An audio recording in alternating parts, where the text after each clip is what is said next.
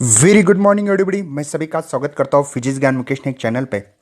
जैसे कि बच्चों, कल दिनेश सर लाइव स्टडी पे हमने एक लाइव लिया था और उसमें हम लोगों ने एकलव्य बैच अनाउंस की थी। वैसे उसके लिए मैं आप लोगों को इस वीडियो के माध्यम से MST CET 2021 का प्रिपरेशन कैसे होना चाहिए, कॉलेज मतलब कंप्लीट सॉल्यूशन देने वाले, जेई वर्सेस सीईटी, मतलब बच्चों को जो भी हम लोगों को सीईटी 2021 का जो नोटिफिकेशन मिला है उसमें सीधा सीधा कहा है कि आपकी JEE लेवल पे सवाल आने वाले। तो JEE मेन और वर्सेस जेई सीईटी, इसके बारे में डिटेल में एक्सप्लेन होने वाले। बेस्ट बुक कौन सी होंगी जो कि बच्चे MST CET का प्रिपरेशन करें, ये बहुत इंपॉर्टेंट वीडियोज होने वाला है। इसमें ये टॉपिक कवर करेंगे हम लोग basically JEE Main versus MST CET, how to build focus on what to focus, तो क्या फोकस करना पड़ेगा, स्टडी के लिए कौन कौन सी बुक्स चाहिए। बच्चों को यही पता नहीं होती कि ये बुक्स इस्तेमाल करो वो करो, सब कंफ्यूजन होते हैं। तो ऐसे बच्चे के लिए हम लोग बहुत बड़ी एक हेल्प कर रहे हैं। How to get the 99% score, तो हम लोग यहाँ पे कोशिश करेंगे 100% बच्चे को कैसे, क्योंकि इस साल 2020 का जो रिजल्ट आया था उसमें PCM नियर अबाउटली 23 या कुछ तो ऐसे स्टूडेंट थे, उनको 100% मिले हैं। और साथ में बच्चों यहाँ पे PCB वाले के 19 के नियर अबाउटली स्टूडेंट है। तो मैं और दिनेश सर दोनों मिला के ऐसे कुछ बच्चों को प्रिपेयर करने की कोशिश करेंगे, हर बच्चा आपका स्कोर 100% ले सके। जो बच्चे कॉमन मिस्टेक करते हैं, क्योंकि बच्चों मैंने 2018, 19, 2020 इन तीनों साल काम किया है यूट्यूब पे, आप लोग जाके चेकआउट कर सकते हैं। मैंने वीडियो बना के रखे थे सीईटी के लिए। तो इनमें कॉमन मिस्टेक होती है, हम लोग बच्चे को कांटेक्ट करके कुछ कॉमन मिस्टेक को हम लोग यहाँ पे फोकस करेंगे। बच्चों साथ में आपको बताने में खुशी हो रही है बच्चों, मैं मेरी बेस्ट क्वेश्चंस भी लेता था, वो क्वेश्चन भी आपको बहुत सारे हेल्प होने वाली है। इजी ट्रिक्स हम लोग डेवलप करेंगे मैं और दिनेश सर, जो कि बच्चों को आंसर फाइंड करने में डायरेक्टली जंप ले सकते हैं। इसके थ्रू भी पढ़ाने की कोशिश हम लोग जारी रखेंगे।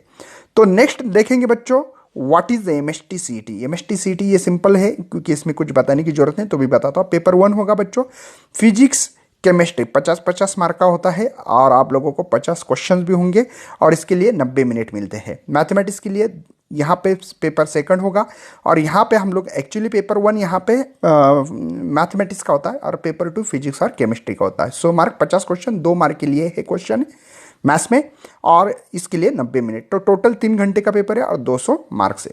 उसके बाद में बात करेंगे बच्चों कि जेई मेन और CET वर्सेस, इसके ऊपर बात करने वाले हैं। जेई मेन बेसिकली 300 मार्क का है बच्चों। उसमें आप लोग IIT, NIT, स्टेट कॉलेज, अगर आप लोग MST CET ना दी हो तो आप लोग जो महाराष्ट्र की इंजीनियरिंग कॉलेजेस है, इसमें एग्री के कॉलेज में भी उनका कोटा होता है और इंजीनियरिंग कॉलेज के लिए भी 15% कोटा होता है। लेकिन बच्चों 15% कोटा गवर्नमेंट कॉलेज में नहीं होता है, ये ओनली प्राइवेट कॉलेज में कोटा होता है। बहुत सारे बच्चों को कंफ्यूज है कि देखो, आप लोग जेई मेन देने के बाद एडवांस एग्जाम देनी पड़ती है, एडवांस देने के बाद आपको IIT, NIT में एडमिशन मिलेगा और JEE मेन के मार्क्स आपके स्टेट बोर्ड के जो MST CET ना दी हो तो उसमें डाल के आपको ऑल इंडिया कोटा में से 15% कोटा होता है हर कॉलेज में, लेकिन गवर्नमेंट कॉलेज में नहीं। जैसे कि मैं बताना चाहता हूं, COP कॉलेज महाराष्ट्र का टॉप कॉलेज है, लेकिन गवर्नमेंट कॉलेज है, उसमें आपको 15% कोटा नहीं होता है। ये कोटा होता है PICT, VIT college, MIT college, जो प्राइवेट कॉलेजेस है जो फेमस, जैसे औरंगाबाद में हम लोग देवगिरी कॉलेज बोलेंगे, CSM कॉलेज बोलेंगे। अब कुछ सेल्फ फाइनेंस यूनिवर्सिटी उसमें नहीं होता, जैसे कि यहाँ पे MIT, महात्मा गांधी मिशन, एक यूनिवर्सिटी औरंगाबाद में, वहाँ पे नहीं होता है, ठीक है ना। उसके बाद में यहाँ पे ऑल इंडिया लेवल की जो भी एग्ज़ाम है एक्चुअली, इसमें टाइम मैनेजमेंट मॉडरेटर लेवल का होता है 75%। और एग्ज़ाम थोड़ी टफ होती है CET लेवल के हिसाब से। हाँ, बोलते हैं कि JEE मेन के हिसाब से CET और उनका कंपैरिजन सिमिलर है, नहीं होता है ऐसे एक्चुअल में इतना। मतलब थोड़ा CET का जो लेवल होता है थोड़ा ईजी होता है as compare to the JEE Main के हिसाब से। CET क्या होती है, 200 मार्क की होती है बच्चों, जैसे कि MST CET बोल सकते हैं हम लोग। स्टेट लेवल कोटा होता है बच्चों 85 और ये महाराष्ट्र के सभी कॉलेज के लिए है।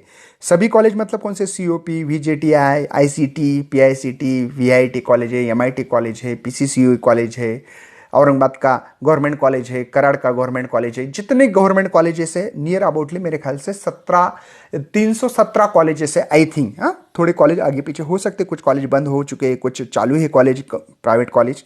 तो उसमें आप लोगों को ये एग्ज़ाम दे के वो सिविल या mechanical CS branch, AI branch, है ना, मशीन लर्निंग ब्रांच, जो भी है इस सभी में एडमिशन मिलेगा। स्टेट लेवल होता है बच्चों ये एग्ज़ाम। टाइम मैनेजमेंट हार्ड होता है सबसे मेन। आप बोलेंगे सर कैसे, बताता हूँ बच्चों। इसमें 150 क्वेश्चन है। देखो फिजिक्स के 50, केमिस्ट्री के 50 और मैथमेटिक्स के 50, 150 क्वेश्चन होते हैं। बहुत सारे, देखो मैंने मेमोरी बेस्ड क्वेश्चन का आप लोगों को मैं लिंक भी प्रोवाइड करूंगा या आई बटन में मिलेगा। मेन प्रॉब्लम क्या है, मेमोरी बेस्ड क्वेश्चन जब लिए थे हमने, बहुत सारे बच्चों को इन्वाइट किया था और उनका डायरेक्टली मेमोरी बेस्ड पे क्वेश्चन पूछे थे। सभी बच्चे का यही कहना था कि सर क्वेश्चन सब आते हैं हम लोगों को, लेकिन टाइम मैनेजमेंट नहीं होता। इसलिए चैनल पे बच्चों हम लोगों ने टेस्ट, आप लोग जाके देख सकते हैं, पास्ट पूरे चैनल चेकआउट करो, हमने बहुत सारे टेस्ट लिए बच्चों, रोज टेस्ट लेते थे, और वो भी CET सेल जैसी लेती है ना कंप्यूटर बेस्ड क्वेश्चंस, वैसे हमने लिए थी, कंप्यूटर पे लिए थी, मतलब आपके फोन पे भी सॉल्व कर सकते हो। और इसका जो लेवल होता है वो मॉडरेटर, मतलब बहुत हार्ड भी नहीं बहुत ईजी भी नहीं है, मॉडरेटर लेवल पे होता है। कॉमन मिस्टेक क्या करते बच्चे, देखो क्वालिटी वर्सेस क्वांटिटी दोनों भी मेंटेन करना पड़ती है। आप बोलेंगे कैसे सर, देखो क्वांटिटी, ज़्यादा क्वांटिटी में MCQ सॉल्व करना पड़ेंगे आपको इसमें, और क्वालिटी मतलब क्या है कि how to jump directly answer, ये बहुत ही में। टाइम मैनेजमेंट मोस्ट इंपॉर्टेंट बच्चों, बच्चे को इसीलिए मिनिमम तो मिनिमम मैं तो बोलता हूँ 20-25 एग्जाम देना चाहिए बच्चे ने। आप बोलेंगे सर हाउ इट्स पॉसिबल, हाँ बच्चों, क्योंकि 3 घंटे की एक एग्जाम होती है, तो आपके एग्जाम के पहले 1 महीना only and only practice practice practice. बच्चों प्रैक्टिस से ही आदमी बड़ा होता है, विदाउट प्रैक्टिस कुछ नहीं। जितनी ज़्यादा प्रैक्टिस करोगे, देखो बच्चों एक खिलाड़ी था और खिलाड़ी ने, मतलब वो भी ओलंपिक का, मैं नाम नहीं लेना चाहता हूँ, लेकिन उन्होंने कहा है कि मुझे एक काम 10,000 तरीके से करने वाले से डर नहीं लगता है, लेकिन एक काम सेम वे से 10,000 बार जो करेगा उससे मुझे बहुत डर लगता है। मतलब उसका कहना है कि एक काम है 10,000 वे से करे, अलग अलग अलग अलग अलग अलग, तो उनका डर नहीं लगेगा मुझे। मुझे डर इस आदमी का लगता है जो आदमी 10,000 बार एक ही काम सेम वे से कर रहा है, उससे मुझे डर लगता है। मतलब practice is most important, moral of the story यही इसमें। हाउ टू स्टार्ट कैसे करें, सबसे बेसिकली आप लोगों को टेक्स्ट बुक पढ़नी है। क्या है, टेक्स्ट बुक पढ़नी है। स्टार्ट करने के लिए टेक्स्ट बुक्स पहले नॉलेज गेन करो बच्चों, इसलिए मैंने पूरे वीडियो बना के रखे हैं बोर्ड लेवल पे। 12 के पूरे वीडियो देखो, 11 के भी बना रहा हूँ। 65% मेरा सिलेबस खत्म हो चुका है, 12 का, सॉरी 11 का, 12 का पूरा सिलेबस। तो वीडियोस देखो, मैंने वीडियो इसीलिए बनाए थे बहुत डिटेल में। उसके बाद में क्वेश्चन रीडिंग, मेन यही है कि बच्चों को क्वेश्चन गेन ही नहीं होता, तो क्वेश्चन रीडिंग करते हुए मध्य रखते हुए, मतलब मीडियम लेवल की रीडिंग होना। कुछ कुछ बच्चे इतने फास्ट पढ़ते कि समझ में नहीं आता, कुछ बच्चे इतने स्लो पढ़ते कि पीछे क्या पढ़ा है वो भूल जाते हैं। तो एकदम जब तक क्वेश्चन नहीं समझ में आता तब तक उसको रीडिंग करना चाहिए अच्छी तरह से। Lack of notes, importance and revision, बच्चे का प्रॉब्लम ये हो जाता है बच्चों कि इंपॉर्टेंट चीज़ क्या है, इसको गेन नहीं कर पाते। तो मेरे नोट्स में, मेरे वीडियोस में मैं इंपॉर्टेंस हर चीज़ फार्मूला लिख के देता हूँ। रिवीजन हर हफ्ते में होना चाहिए, हर संडे सैटरडे 2 दिन, 1 दिन रिवीजन के ऊपर रखो। बहुत सारे बच्चे, मैं वही तो बोल रहा हूँ, practice practice practice is most important if you want to become a good engineer, good doctor और गुड फार्मास्यूटिकल। तो बच्चों आप लोगों को सबसे मेन रिवीजन बहुत ही इंपॉर्टेंट चाहिए।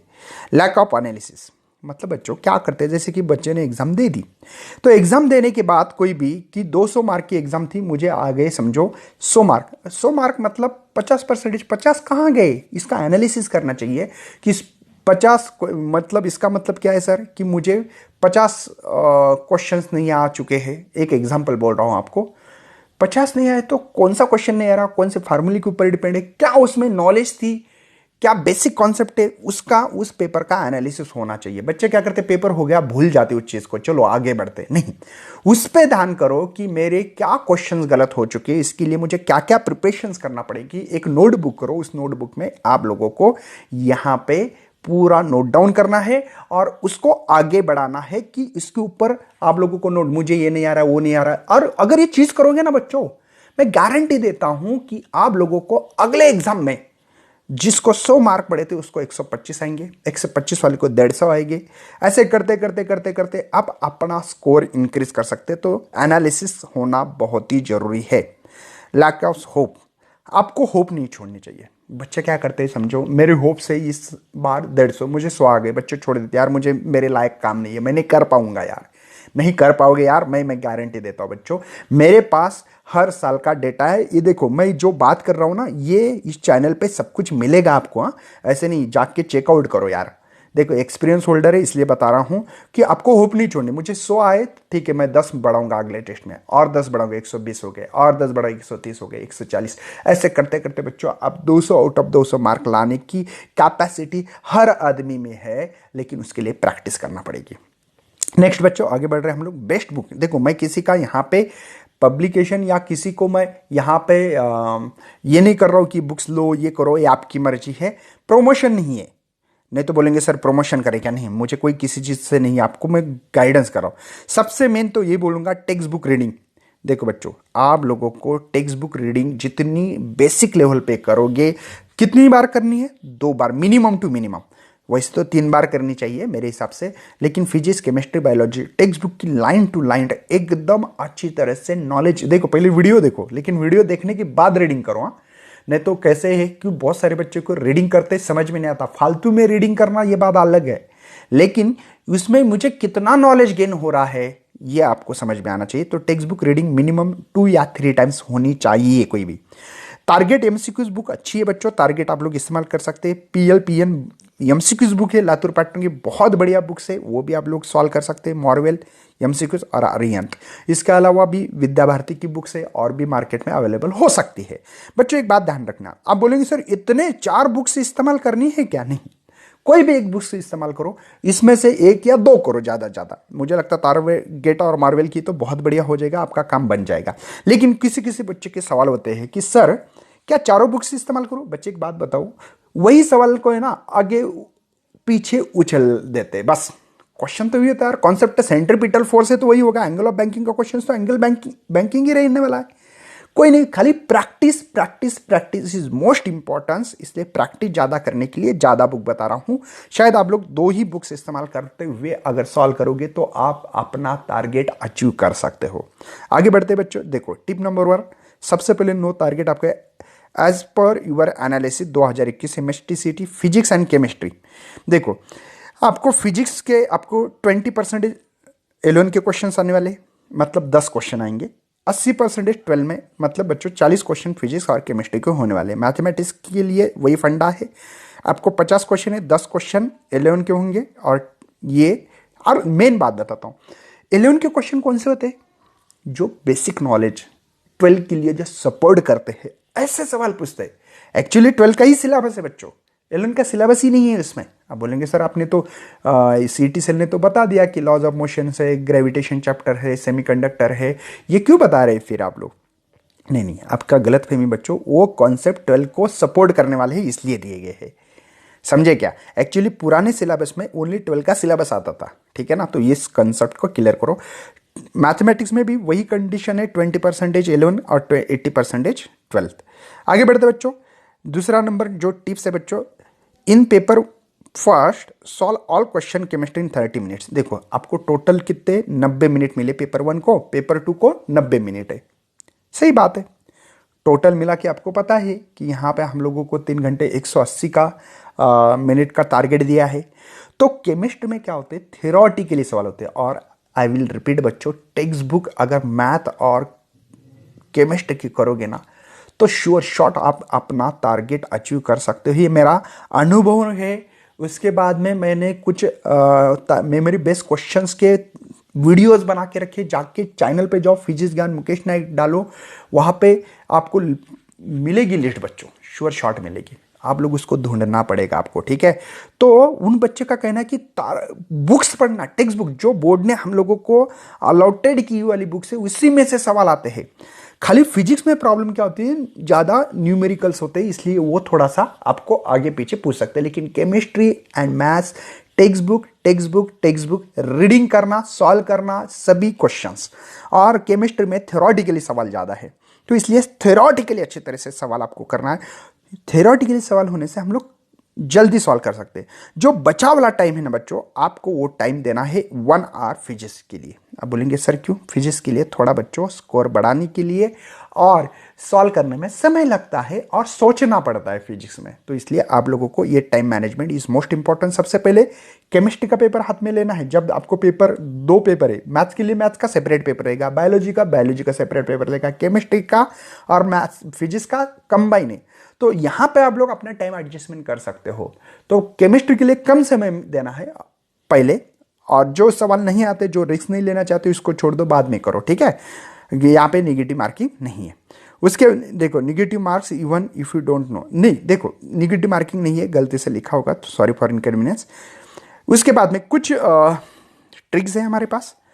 डायमेंशनल एनालिसिस करना पड़ेगा, formula of some basic some quantity. आप देखो यूनिट एंड मेजरमेंट चैप्टर नहीं है आपको, लेकिन तो भी डायमेंशंस करो, यूनिट करो बच्चों, इससे आप लोगों को फार्मूला किसी का याद रह सकता है, ठीक है। सब्स्टिट्यूट सब्स्टिट्यूट वैल्यू करने के बाद डायरेक्ट आंसर निकालने का तरीका मैं आप लोगों को पढ़ाने वाला हूं, जो हम लोग सीईटी का कोर्स ले रहे हैं। उसमें कुछ इक्वेशन होंगे, उस इक्वेशन को अच्छी तरह से याद करना है। उसके लिए रोज आप अपने रूम में कुछ फ्लैश बोर्ड जैसे बोर्ड लगाओ और उस पर वो लगा के रखना है। Eliminate the wrong answer. देखो जो रॉन्ग आंसर है उसको एलिमिनेट करने का एक तरीका भी होता है, वो भी हम लोग आपको पढ़ेंगे। Quick calculation, how to calculation कैसे करना चाहिए, इसके लिए कुछ ट्रिक्स हम लोग आपके लिए ला रहे हैं बच्चों। तो इसके थ्रू हम लोग आपका जो एम है वो अचीव करके देंगे आप। लेकिन आप लोगों को एक सबसे मेन बात बताना चाहता हूं, focus on goal, eliminated distraction. आपके जो डिस्ट्रैक्शन होंगे आपके लाइफ में, उसको एलिमिनेटेड करना सीख लो। शायद बच्चों आप लोगों को इस कहानी से, इस जो प्लान से आपका एम अचीव करने के लिए हम लोग आपके साथ में। लेकिन क्या आप हमारे साथ में हैं?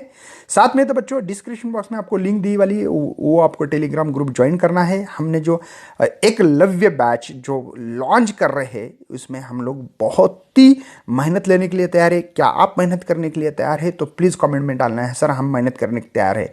तो प्लीज़ सभी बच्चों को शेयर करना, इस वीडियो को लाइक करना है, न्यू है तो भैया इस चैनल पर सब्सक्राइब भी करना। चलो thank you and best luck for your future.